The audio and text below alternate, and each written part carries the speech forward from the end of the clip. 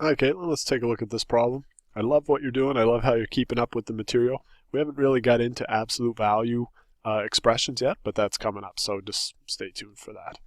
What we have to do here is we have the absolute value of x minus 7 is less than 2, and it can be rewritten without the absolute value bars, and there's a couple of different ways to think about this.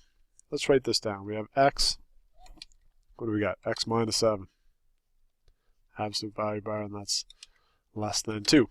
So the idea here, kind of the rule of the play, if you will, what we do is we take whatever is in the absolute value bars, so in this case x minus 7, and we write it without the absolute value bars, and we make that a compound inequality, so I'm going to put two lesser than signs, and on the right side I put the positive of the solution, and then on the left side here I put the negative. And this is just by convention. We always put the most negative number first.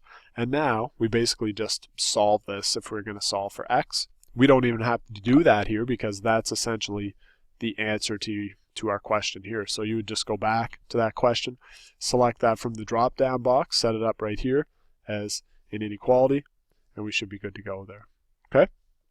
So that's it. As a point of geekery now, if we had to solve this for x, what we would do is we would kind of think of this as an equal sign and an equal sign here. So I want to get x by itself in the center. I would add 7 to all three sides, if you will. So I'm going to add 7 out here.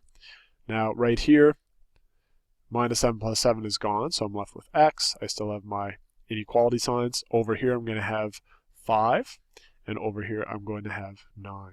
So that would be kind of our solution to this if we were going to find a solution using algebra. So our value x would be any number greater than 5 and any number less than 9. So literally, as a set, it would be 6, 7, and 8. If you wanted to think about it like that as a set of numbers. Or in interval notation, you could just list it as 5, 9 using soft brackets. Okay, so I hope that helps. Again, more on that later, but keep up the pace. I love what you're doing, and keep those questions coming. Take care.